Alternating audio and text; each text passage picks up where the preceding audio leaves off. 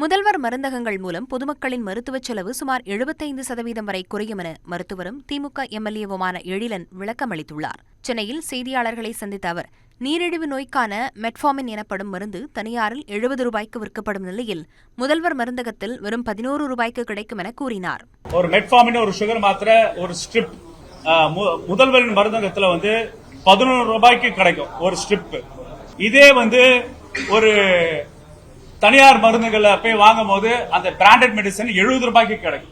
இதேபோன்று உயர் ரத்த அழுத்தம் உள்ளிட்டவைகளுக்கு மாதந்தோறும் மருந்து வாங்குவதற்கு தனியாரில் 3000 ரூபாய் செலவாகும் பட்சத்தில் அதே மருந்துகளை முதல்வர் மருந்தகத்தில் 1000 ரூபாய்க்குள் வாங்க முடியும் என எழிலன் குறிப்பிட்டார்.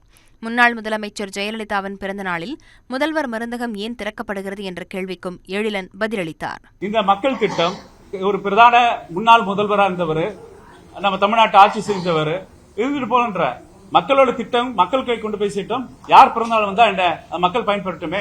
அம்மா மருந்தகம் மற்றும் பிரதமரின் மக்கள் மருந்தகங்களுக்கு ஆரோக்கியமான போட்டியாக முதல்வர் மருந்தகம் இருக்கும் எனவும் எம்எல்ஏ எழிலன் தெரிவித்தார்.